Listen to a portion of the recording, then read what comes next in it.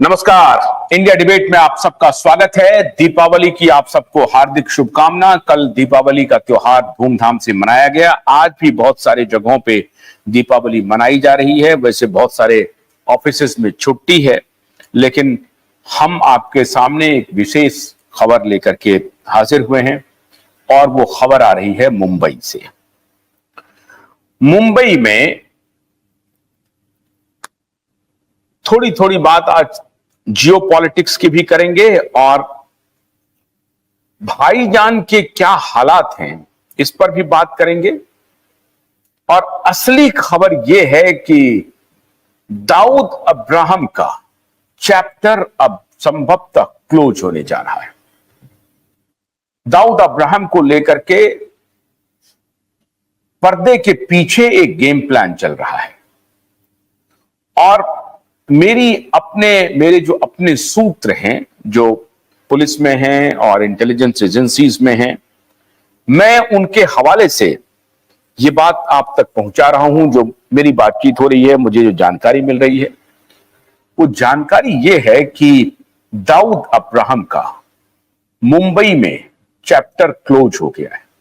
और अभी तक जो आप ये सोच रहे थे कि बाबा सिद्दीकी की हत्या के पीछे जो लोग हैं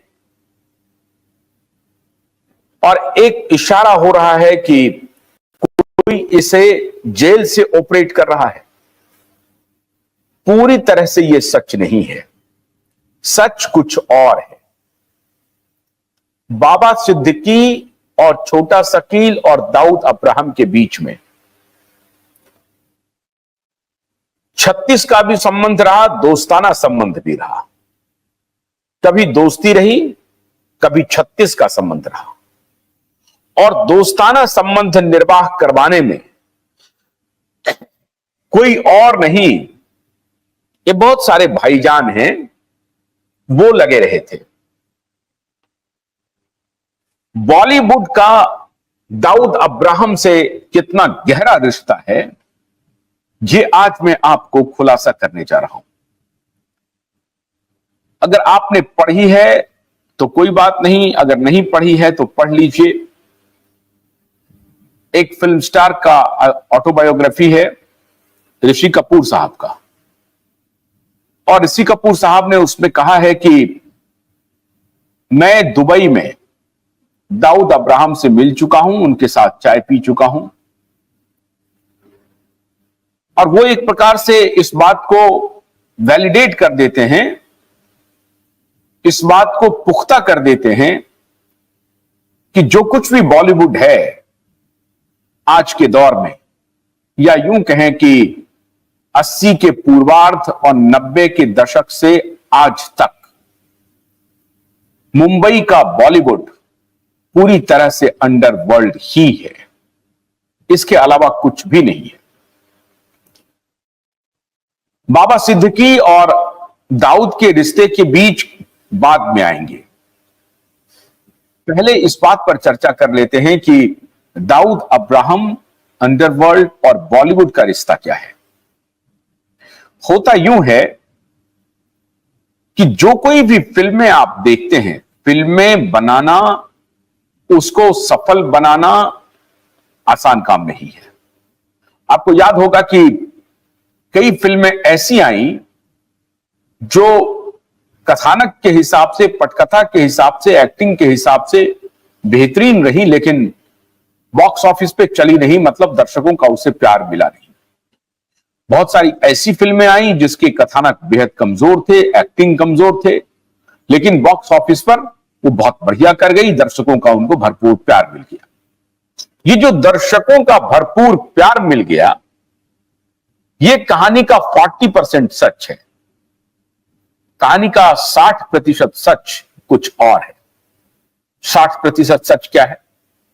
60% सच यह है कि बॉलीवुड के उन मूवीज को बनाने में पैसा ब्लैक मनी के रूप में अंडरवर्ल्ड के द्वारा लगाया जाता है, और अगर वो फिल्में नहीं चलती हैं तो उसे सफल बनाया जाता है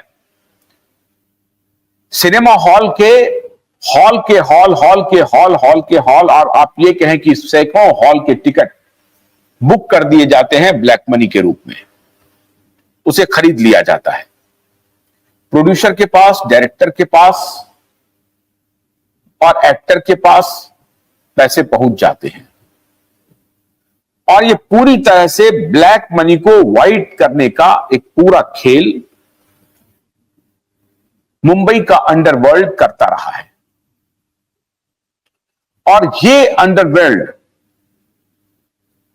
का मतलब है कि खाली मुंबई में नहीं, विदेशों से इसकी पूरी फंडिंग होती है, इसकी पूरी तैयारी होती है, पूरी रूपरेखा तैयार की जाती है। दाऊद अब्राहम जब से दुबई से पाकिस्तान शिफ्ट किए हैं, तो दाऊद का इसके पहले 80 और 90 के दशक में जो रियल एस्टेट में दबदबा था, और छोटा शकील जिस रियल एस्टेट को आगे बढ़ा रहे थे, और जिस रियल एस्टेट को लेकर के बाबा सिद्दीकी और छोटा शकील और दाऊद के बीच में तकरार हुआ करता था। एक दौर था जब बाबा सिद्दीकी, छोटा शकील, दाऊद अब्राहम के बीच में रियल एस्टेट को लेकर के सीमाओं का बंटवारा हो गया था। साउथ दिल्ली की देखरेख छोटा शकील और दाऊद अब्राहम के हिस्से था। साउथ मुंबई की, सॉरी माफ कीजिएगा, साउथ मुंबई का देखरेख छोटा शकील और दाऊद के जिम्मे था। और बांद्रा का जो इलाका है, ये पूरा इलाका बाबा सिद्दीकी के हिस्से में था। और क्या मजाल है, बाबा सिद्दीकी की इजाजत के बगैर बांद्रा के इलाके में, या आप ये कहें कि वर्ली से पूरे बांद्रा तक चले आए, तो उसमें अगर किसी भी एक फ्लैट की या किसी भी प्रॉपर्टी की खरीद बिक्री होनी थी, तो बगैर बाबा सिद्दीकी की इजाजत के वो नहीं हो सकता था। और ये लंबे समय तक चला, बाबा सिद्दीकी और दाऊद अब्राहम के बीच में, छोटा शकील के बीच में।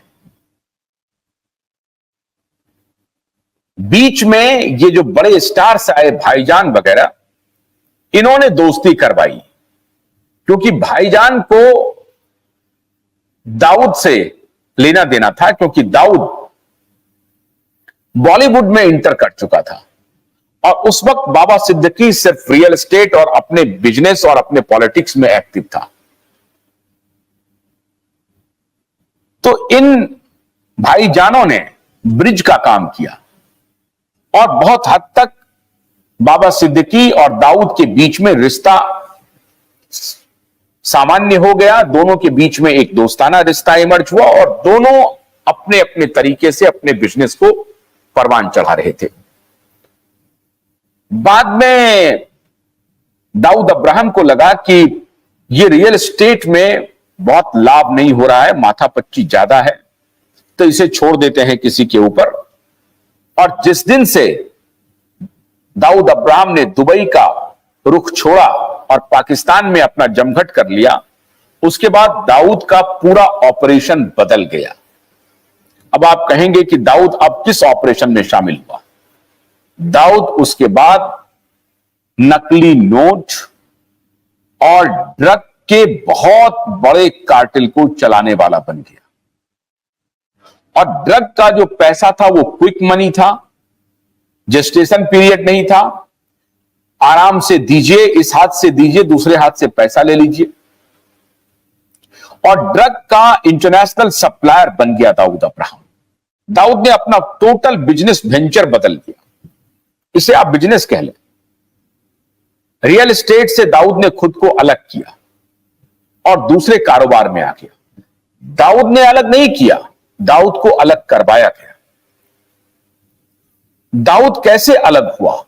आज मैं आपको शिकागो के माफियाओं की भी बात करूंगा कि जियोपॉलिटिक्स में कैसे अमेरिका ने एक जमाने में इस्तेमाल किया, और अभी जब लॉरेंस बिश्नोई की चर्चा हो रही है तो उसका क्या परिप्रेक्ष्य है। लेकिन पहले दाऊद का की विवरण आप दाऊद का विवरण पहले सुन लीजिए। दाऊद ने जब दुबई से अपने आप को शिफ्ट किया पाकिस्तान में, तो पाकिस्तान में जो उनके पनाहगार थे, जिन्होंने उन्हें पनाह दिया था, उन्होंने शर्त रखी कि आपको तो हम पनाह दे सकते हैं, आप अपना बिजनेस भी कर सकते हैं, कारोबार भी बढ़ा सकते हैं और हम उसमें आपकी मदद भी करेंगे, लेकिन आप बिजनेस का तरीका बदल दीजिए, अपना वेंचर बदल लीजिए। और यह प्रपोजल आया आईएसआई की तरफ से और आईएसआई ने यह काम करना शुरू कर दिया। तो पाकिस्तान की खुफिया एजेंसी के देखरेख में और पाकिस्तानी सेना के देखरेख में, ध्यान रहे, पाकिस्तान में सेना की इजाजत के बगैर वहां की खुफिया एजेंसी भी कोई काम नहीं करती है। पाकिस्तान में सेना सबसे पावरफुल है, उनके आईएसआई पर भी पाकिस्तान की सेना का एक प्रकार से आधिपत्य है। पाकिस्तानी सेना जहां कहती है आईएसआई को अपना ऑपरेशन शुरू करने के लिए, आईएसआई अपना ऑपरेशन शुरू कर देता है। और आईएसआई और पाकिस्तानी सेना का कोई इन दोनों के ऊपर कोई नियंत्रण नहीं है पाकिस्तानी सरकार का, यह ध्यान रहे। ये दोनों पैरेलल एजेंसी है और इन दोनों के जो ऑफिसर हैं, इन दोनों के जो अधिकारी हैं, वो दुनिया के कुछ भ्रष्ट ऑफिसरों में से एक है। और इसीलिए कहा जाता है कि पाकिस्तान कोई देश नहीं है, पाकिस्तान एक कंसोर्टियम ऑफ करप्ट खुफिया intelligence bureau officers and the gang of corrupt officers of intelligence bureau and Pakistani defence. इन दोनों का कॉर्पस है और यही दोनों मिलकर के एक प्रकार से पाकिस्तान को चलाता है। और इसमें पाकिस्तान सरकार की कोई भूमिका नहीं है। पाकिस्तान सरकार सिर्फ ये देखती है